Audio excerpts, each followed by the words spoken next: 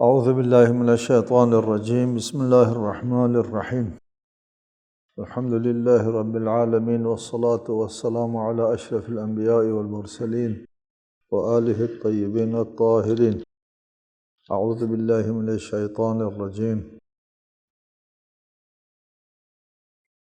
انا نحن نزلنا الذکر وانا لہ لحافظون۔ قرآن کی تحریف کے سلسلے میں ہماری گفتگو کا سلسلہ جاری ہے۔ پچھلی نشست میں ہم نے آپ کے لیے بیان کیا ہے کہ ہم ان تمام نظریات کو رد کرتے ہیں جن سے قرآن کی تحریف لازم آتی، اس کے بارے میں وضاحت ہو گئی۔ اب گفتگو آج ہم کریں گے کہ یہ جو روایات ہے کتابوں میں، اس سلسلے میں آپ کا کیا موقف ہے، کیا کہتے ہیں ان روایات کے بارے میں۔ یہاں بھی نہایت قابل توجہ دو موقف ہیں۔ میں نے عرض کیا نہایت قابل توجہ دو موقف۔ ایک موقف کس کے بارے میں؟ ان روایات کے بارے میں۔ روایات تمام مسالک کی کتابوں میں موجود ہے، صرف ایک مسلک کی کتابوں میں نہیں۔ ان روایات کے ساتھ موقف دو ہے۔ ایک موقف یہ ہے کہ ان روایات پر مبنی، ان روایات کا کہنا ہے کہ یہ آیت کا حصہ تھا، یہ لفظ اور یہ جملہ اور یہ آیت قرآن کا حصہ تھی اور موجودہ قرآن میں نہیں ہے۔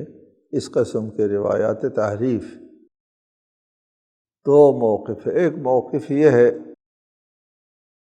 کہ ان روایات کے تحت ان عبارتوں کو جو روایت میں مذکور ہے قرآن کا حصہ تسلیم کر لیا جاتا ہے، اور پھر اس کے بعد ان کو قرآن سے اٹھائے جانے کا موقف اختیار کیا جاتا ہے نسخ تلاوت کے ذریعے۔ یہ قرآن کا حصہ ہے، یہ الفاظ جو روایت میں وارد ہوئے ہیں، اس کے قرآن ہونے کا ثبوت موجود ہے، تو پھر موجودہ قرآن میں کیوں نہیں ہے؟ کہتے ہیں نسخ تلاوت کے ذریعے موجودہ قرآن سے اٹھا لیا گیا۔ نعم اسقط زمن الصدیق ما لم یتواتر وما نسخت تلاوتہ۔ وہ حضرت صدیق کے زمانے میں، یعنی رسالت مآب کے بعد حضرت صدیق کے زمانے میں دو قسم کی آیات اس قرآن سے اٹھا لیا گیا جو متواتر نہیں ہے۔ ہم نے پہلے کہا ہے قرآن متواتر ثابت ہے، یہ دو گواہ والی روایت صحیح نہیں ہے۔ ادھر اس بات سے بھی ہماری تائید ہوتی ہے، ما لم یتواتر، جس کے تواتر نہیں ہے، جس پر تواتر نہیں ہے، وما نسخت تلاوتہ، اور جس کی تلاوت منسوخ ہو گئی ہے، وہ اسقط زمن الصدیق، حضرت صدیق کے زمانے میں ان لوگوں اس قسم کے آیات کو قرآن سے اٹھا لیا گیا۔ ان روایات کی روشنی میں ان کو قرآن کا حصہ تسلیم کر لیا جاتا ہے، پھر قرآن سے اٹھانے کے لیے نسخ تلاوت کا موقف نظریہ قائم کیا جاتا ہے۔ اس بات کو سمجھ لینے کی ضرورت ہے کہ ان روایات کے ساتھ کیا کرتے ہیں۔ مختلف دو موقف ہیں۔ ایک موقف یہ ہے کہ ان روایات کی روشنی میں ان عبارتوں کو قرآن کا حصہ تسلیم کر لیا جاتا ہے، پھر نسخ تلاوت کے نظریے کے مطابق ان کو قرآن سے اٹھا لیا جاتا ہے کہ یہ قرآن سے نہیں ہے، اس وقت نہیں ہے۔ کیوں نہیں ہے؟ نسخ تلاوت کے ذریعے ان عبارتوں کو اٹھا لیا گیا ہے، ان آیات کو اٹھا لیا گیا ہے، ان الفاظ کو اٹھا لیا گیا ہے۔ ایک یہ موقف۔ دوسرا موقف یہ ہے کہ ان روایات کے تحت کسی بھی عبارت کو، کسی بھی لفظ کو، کسی بھی آیت کو قرآن کا حصہ ہی تسلیم نہیں کیا جاتا سرے سے۔ پھر کیا کرتے ہیں ہم؟ اس روایات کی توجیہ، تاویل اور پھر تردید کرتے ہیں، اور ان روایات کی روشنی میں کسی لفظ کو، ایک لفظ کو، کسی عبارت کو ہم قرآن کا حصہ تسلیم نہیں کرتے۔ کیا کرتے؟ ہم ان روایات کے اوپر بحث کرتے، روایات کے اوپر بحث کرتے ہیں، نہ ان کی روایت کی روشنی میں ہم قرآن تسلیم کرتے ہیں، ان لفظوں کو، ان عبارتوں کو۔ روایت کے اوپر ہم بحث کرتے ہیں۔ یہ دو موقف ہے اور قابل توجہ موقف ہے۔ پہلا موقف نے کیا کیا؟ پہلے موقف نے روایت کی روشنی میں ان عبارتوں کو قرآن کا حصہ تسلیم کر لیا۔ قرآن مان لینے کے بعد نسخ تلاوت کے ذریعے اس کو قرآن سے اٹھا لیا گیا، نظریہ نسخ تلاوت کے ذریعے۔ دوسرا موقف یہ ہے کہ ان روایتوں کے ذریعے ہم ان الفاظ کو، ان عبارتوں کو قرآن کا حصہ تسلیم نہیں کرتے، بلکہ کیا کرتے آپ؟ ہم اس روایت میں بحث کرتے ہیں، یہ روایت میں ہم بحث کرتے ہیں۔ وہ کیا بحث ہے وہ ہم آگے آپ کو بتا دیں گے۔ آتے ہیں پہلے نظریے کے اوپر۔ وہ پہلے نظریہ کیا تھا؟ ان روایات کی روشنی میں جو الفاظ وارد ہوئے ہیں ان کو قرآن کا حصہ تسلیم کر لیا جاتا ہے، اور پھر اس کے بعد نسخ تلاوت کے ذریعہ ان کو قرآن سے اٹھا لیا جاتا ہے۔ یہ بات تو قابل انکار نہیں ہے نا، آخر کہ نسخ تلاوت کا نظریہ موجود ہے، قابل انکار نہیں ہے۔ اور پھر نسخ تلاوت کے ذریعے بہت سی آیتوں کو قرآن سے اٹھائے جانے کا بھی نظریہ موجود ہے، یہ بھی قابل انکار نہیں ہے۔ یہ دونوں مسلم ہے، نسخ تلاوت کا نظریہ بھی مسلم ہے، اور اس نسخ تلاوت کے ذریعے بہت سے آیات قرآنی کو قرآن سے اٹھائے جانے کا بھی نظریہ موجود ہے، دو نظریے موجود ہیں۔ ہم یہاں پر اس میں زیادہ بحث نہیں کرتے، صرف یہ کہنے پر اکتفا کرتے ہیں کہ نظریہ نسخ تلاوت جس سے قرآن کی قرآنیت منسوخ ہو جاتی ہے، نظریہ نسخ تلاوت سے قرآن کی قرآنیت ختم کر دی جاتی ہے، یہ قابل قبول نظریہ نہیں ہے۔ اول نسخ تلاوت کوئی متفقہ موقف نظریہ نہیں ہے، خود اختلافی ہے۔ ایک اختلافی بات سے آپ قرآن کو ثابت کرتے ہیں کہ مثلا حضرت عمر نے فرمائی کہ قرآن 10,27,000 حروف پر مشتمل۔ اس جگہ پر ہمارا موقف کیا ہے؟ ہمارا موقف یہ ہے کہ یہ روایت صحیح نہیں ہے، یہ قرآن سے اِنَّا نَحْنُ نَزَّلْنَا الذِّکْرَ وَإِنَّا لَهُ لَحَافِظُونَ کے ساتھ متصادم ہے۔ قرآن کے لَا یَأْتِیہِ الْبَاطِلُ مِن بَیْنِ یَدَیہِ وَلَا مِن خَلْفِہِ کے ساتھ متصادم ہے، اور قرآن کریم کا الہی معجزہ ہونے کے اس نظریے کے ساتھ متصادم ہے۔ ہمارا موقف یہ ہے کہ یہ حضرت عمر نے نہیں فرمایا، یہ نہیں فرمایا، لیکن متاسفانہ دیگر مسالک کہتے ہیں نہیں فرمایا ہے، اور قرآن اتنا تھا نسخ تلاوت کے ذریعے اٹھا لیا گیا۔ ہم کہتے ہیں نسخ تلاوت کوئی مسلم نظریہ نہیں ہے۔ اس لیے قرآن جو ہے وہ اس کو ثابت کرنے کے لیے کس چیز کی ضرورت ہے؟ تواتر کی ضرورت ہے۔ معلوم تواتر خود کہا ہے، جو متواتر نہیں ہے ان کو حذف کر دیا۔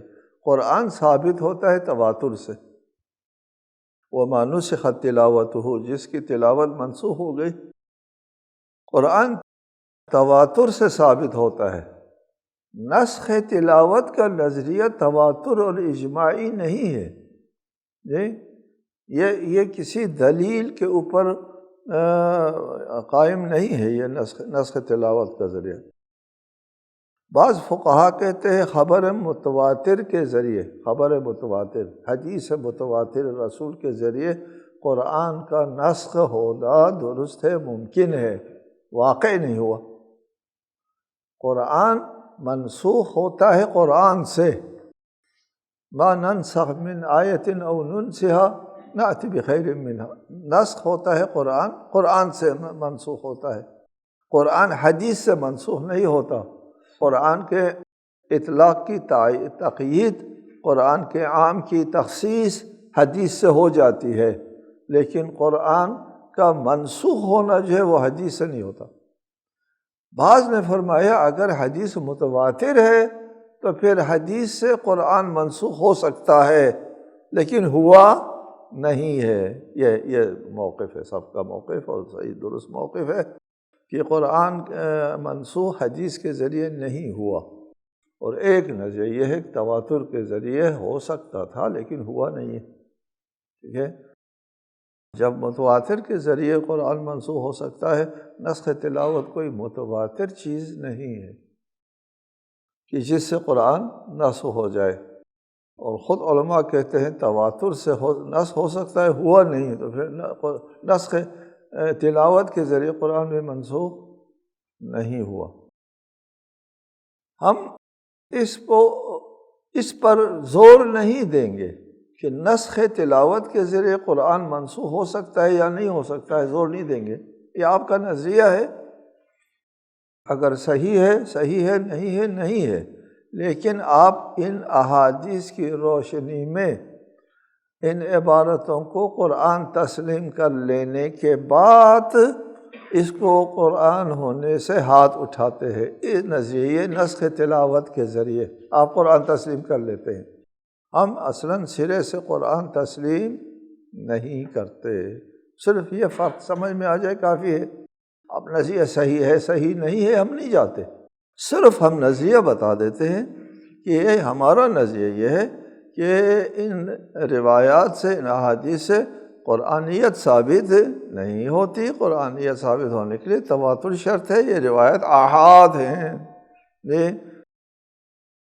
ان سے کوئی قرآن ثابت نہیں ہوتا کہ ہم نسخ تلاوت کے ذریعے کو منسوخ کرنے کی کوشش کریں یا منسوخ کرنے کی نوبت آئے۔ اصلاً قرآن ثابت نہیں ہوتا، بلکہ ہم کیا کرتے ہیں، ہم بحث کرتے ہیں، ان روایات میں بحث کرتے ہیں۔ یہ جو روایات و احادیث نسخ قرآن، تحریف قرآن کے سلسلے میں وارد ہوئی ہیں، ان میں ہم کیا کرتے ہیں، بحث کرتے ہیں، ان میں ہم بحث کرتے ہیں، روایات پہ اوپر بحث کرتے ہیں۔ اب ہم آتے ہیں ان روایات کے اوپر بحث کرنے کے سلسلے میں داخل ہو جاتے ہیں کہ آپ لوگ نسخ تلاوت کے قائل نہیں ہے، اور ان احادیث کی روشنی میں ان عبارتوں کو قرآن کا حصہ تسلیم نہیں کرتے ہیں، اور پھر بہت سارے احادیث روایات آپ کے ہاں موجود ہیں، تو ان احادیث کے ساتھ کیا کریں گے آپ؟ کتنے حدیثوں کو آپ رد کریں گے، یا کتنے حدیثوں کے آپ توجیہ و تعویل کریں گے؟ جی ہم عرض کرتے ہیں ہمارے پاس ان احادیث میں بحث کرنے کے لیے زبردست گنجائش موجود ہے، وہ سب آپ کو بتا دیتے ہیں ہم کیا کرتے ہیں ان احادیث کے ساتھ۔ سب سے پہلی بات، ہمارے یہاں متحرک اور زندہ اجتہاد موجود ہے۔ ہمارے یہاں نہ اجتہاد کے اوپر پابندی ہے، نہ احادیث کے اوپر تحقیق کے لیے کوئی پابندی نہیں ہے۔ ہم ایک زندہ اجتہاد رکھتے ہیں، ہم کسی کتاب کے اوپر اس کو صحیح ماننے کے پابند نہیں ہے، ہم زندہ اجتہاد کے ذریعے ہر روایت پر بحث کرتے ہیں، ہر حدیث کے اوپر بحث کرتے ہیں، اس کے صحت سقم کے اوپر ہم بحث کرتے ہیں۔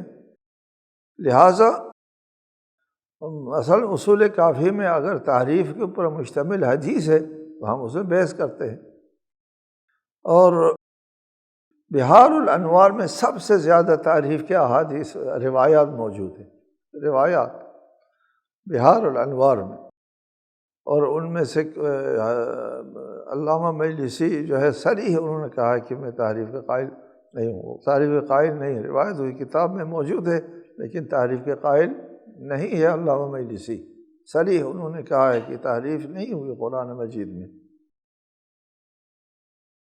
کہ یہ روایت صحیح و سند ہے، صحیح و سند نہیں ہے، اس کے اوپر بحث و تمحیص کے لیے ہمارے ہاں زندہ اجتہاد موجود ہے۔ دیگر مسالک کی طرح نہیں کہ جو رجال صحیحین میں آئے ہیں ان رجال کے اوپر بحث نہ کرو، ایسی کوئی پابندی نہیں۔ رجال صحیحین ہیں، رجال صحیحین کے روایات میں جو رجال واقع ہوئے ان کے اوپر بحث کی پابندی ہے، ہمارے یہاں کوئی پابندی نہیں ہے۔ اصول کافی کے روایات میں جو راوی ہوئے ہیں وارد، ان پر بحث ہم کر سکتے ہیں کسی جدید تحقیق کے سلسلے میں۔ اس کی مثالیں ہیں جدید، ابھی ہمارے معاصر مجتہد آیت اللہ خوئی کی ایک تحقیق ہے کہ ایک سکونی راوی ہے، راوی سکونی کے سکونی، اس کی روایت کو قبول نہیں کرتے تھے لوگ، اس لیے کہ کسی نے جرح کیا ہے اس کے اوپر، چونکہ جرح تعدیل پر مقدم ہے۔ ایک راوی کو کسی نے کہا ہے ثقہ ہے اور کسی اور نے کہا ہے ثقہ نہیں ہے، تو جس نے ثقہ نہیں ہے کہا ہے وہ مقدم ہے ثقہ ہے پر۔ مثلا آپ کہتے ہیں کہ فلاں عادل ہے، دوسرا کہتے ہیں نہیں عادل نہیں ہے، کیوں عادل نہیں؟ میں نے وہ خامی دیکھی ہے۔ تو جس نے کہا ہے عادل ہے اس نے وہ خامی نہیں دیکھی تھی نا، اس لیے اس نے عادل کہا ہے، جس نے خامی دیکھی ہے اس نے کہا عادل نہیں ہے، لہٰذا یہ جرح والا جو ہے وہ مقدم ہے، جرح مقدم ہے علی التعدیل۔ اس کلیے کے بنا پر سکونی کے پر جرح ہو گئی، لہٰذا سکونی کی روایت قابل قبول نہیں۔ آیت اللہ خوئی آئے، آپ نے کہا کہ اس کے جرح کرنے والا کون ہے؟ جارح کے اوپر بحث کی، جرح تو ہوئی ہے سکونی کے اوپر کہ یہ ثقہ نہیں ہے، اس کے بارے میں جس نے کہا ہے ثقہ نہیں ہے وہ خود کون ہے؟ باقی لوگ متوجہ نہیں ہوئے، اس آدمی کے بارے میں تحقیق کرنے کی طرف متوجہ نہیں ہوئے، یہ متوجہ ہو جاتے ہیں آیت اللہ ہوئی، اور وہ سکونی کے اوپر جرح کرنے والے کے اوپر تحقیق کرتے ہیں، تو وہ ایک نامربوط شخص ثابت ہوا کہ وہ جرح کرنے کی پوزیشن میں نہیں تھا، یہ شخص جس نے جرح کیا ہے، تو وہ جرح ختم ہو گئی، تعدیل زندہ ہو گیا، اور سکونی کی ساری روایت قابل قبول۔ دیگر علماء رد کرتے رہے، آیت اللہ خوئی نے کہا رد نہیں کرتے ہیں، اس کی پتہ نہیں سینکڑوں روایت قابل قبول ہو گئی۔ یہ ہے زندہ اجتہاد، اور زندہ اجتہاد سے موقف بدلتے ہیں، راوی کی حیثیت بدلتی ہے۔ ایک راوی کو پہلے لوگوں نے ثقہ سمجھا تو بعض لوگ کہتے ہیں ثقہ نہیں۔ ایک علاج ہمارے ہاں روایت کا ہونا ہمارے لیے کوئی خطرہ نہیں، ہمارے ہاں زندہ اجتہاد موجود ہے، تحقیق کا سلسلہ موجود ہے، رجال کے اوپر تحقیق کرنے کے لیے کوئی پابندی نہیں ہے، کسی کتاب کے رجال میں ہم بحث کر سکتے، اس کے اوپر اعادہ نظر کر سکتے، تحقیق کر سکتے ہیں۔ دوسری بات، یہ تحریف کے بارے میں بہت ساری روایات جو ہے وہ ناقابل اعتبار ہے، ہمارے رجالی اصول کے مطابق بہت سے اکثر روایات ضعیف اور ناقابل قبول راویوں کے طرف سے یہ روایتیں موجود ہیں، اس لیے کہ ہمارے دشمنوں نے ہمارے صفوں میں گھس کر کے بہت سے باتیں جو ہے وہ داخل کر دی۔ ان میں سے ایک احمد ابن محمد السیاری ہے، احمد ابن محمد السیاری، اس کی طرف سے 300 روایتیں تعریف قرآن پر مشتمل، 300 روایتیں موجود ہیں، جس میں کہا ہے قرآن میں یہ رد بدل ہوا، یہ عبارت یوں تھی، ایسا ہوا ایسا۔ احمد ابن محمد سیاری، شیعہ رجال کی طرف آپ رجوع کریں کہ سیاری کون ہے؟ سیاری کے بارے میں ہمارے رجالی کتابوں میں درج ذیل الفاظ استعمال ہوئے ہیں۔ وہ ضعیف الحدیث فاسد المذہب غالی اور منحرف ہے۔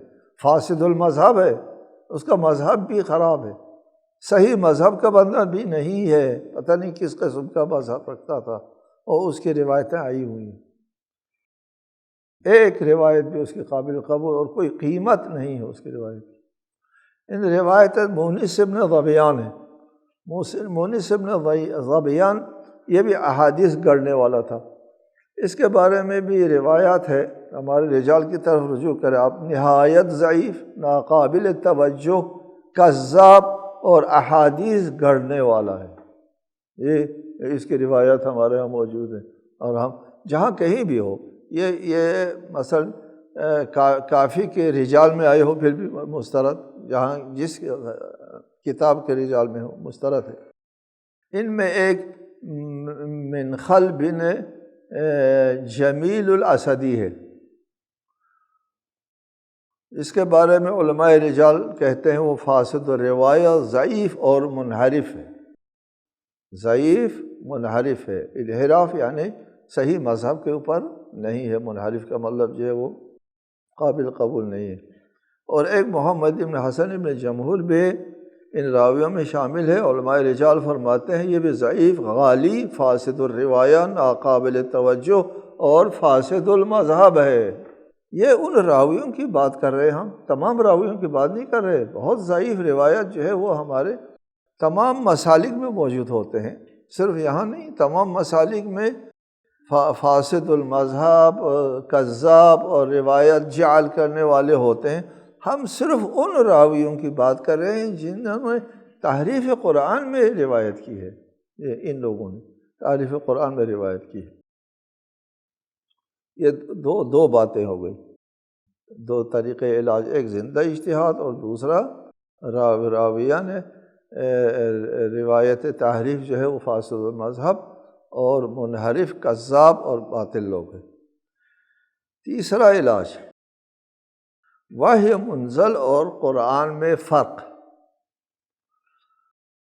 بعض روایات ہے، ان روایات کا کہنا ہے کہ ایک آیت کی تلاوت ہو گئی اور اس میں موجودہ قرآن کے مطابق نہیں ہے اس روایت میں آیت، اور اس میں ایک دو لفظ کا اضافہ ہے روایت میں، اور پھر روایت نے کہا ہے ہاکذا نزلت، ہاکذا نزلت، یہ آیت اس طرح نازل ہوئی تھی، ہاکذا نزلت۔ ایک ہم کہتے ہیں یہ ہاکذا نزلت سے قرآن ثابت نہیں ہوتا، اس لیے وحی منزل اور قرآن میں فرق ہے۔ کل ما نزلت لیس بھی قرآن ہے، ہاکذا نزلت صحیح ہے کہ ایسے ہی نازل ہوا ہے، یہ آیت اسی طرح نازل ہوئی ہے۔ کس طرح؟ خود قرآن اور قرآن کے علاوہ شرح قرآن پر مشتمل نازل ہوئی ہے۔ جبرائیل نے سمجھایا ہے کہ اس کا مطلب یہ، اور ایک شرح اور وضاحتی جملہ اس کے اندر موجود ہے، وہ وضاحتی جملہ بھی وحی ہے، قرآن نہیں ہے۔ اس لیے یہ سب کے نزدیک ہے کہ یہ رسالۃ مآب جو بھی ارشاد فرماتے تھے وہ وحی منزل ارشاد فرماتے تھے، اور جو رسالۃ مآب ارشاد فرمائے وہ سب قرآن نہیں ہے، قرآن بھی ہے اور غیر قرآن، اس کو سنت کہتے ہیں۔ قرآن اور سنت دونوں وحی ہے، دونوں وحی۔ وما ينطق عن الهوى، وہ اپنی خواہش کے مطابق بات نہیں کرتا، ان هو الا وحی یوحی، جو بھی رسالۃ مآب ارشاد فرماتے ہیں سب وحی ہے، وحی منزل ہے، لیکن قرآن نہیں ہے۔ اگر کسی روایت میں ہاکذا نزلت ہے تو اس میں اس سے قرآن ہونا ثابت نہیں ہوتا، وحی ہونا ثابت ہوتا ہے۔ وحی ہے لیکن قرآن نہیں ہے، اس لیے کہ ہر وحی قرآن ہونا ضروری نہیں ہے۔ اس سلسلے میں ہمارے علماء کا فرمان کان ثابتا منزلا وان لم يكن من جملة کلام اللہ تعالی الذي هو القرآن المعجز، یہ بعض عبارت کے بارے میں شیخ مفید فرماتے ہیں یہ ثابت بھی ہے، منزل من اللہ بھی ہے۔ وَإِن لَّمْ يَكُن مِّن جُمْلَةِ كَلَامِ اللَّهِ تَعَالَى الَّذِي هُوَ الْقُرْآنُ، کلام خدا الذي هو معجز، کلام خدا اگر معجزہ نہیں ہے تو وہ حدیث رسول کی شکل میں کلام خدا ہوتا ہے، یا حدیث قدسی کی شکل میں۔ اگر معجزہ ہے تو پھر وہ قرآن ہوتا ہے۔ الوحی المنزل بعنوان المعجزہ وہ قرآن ہے۔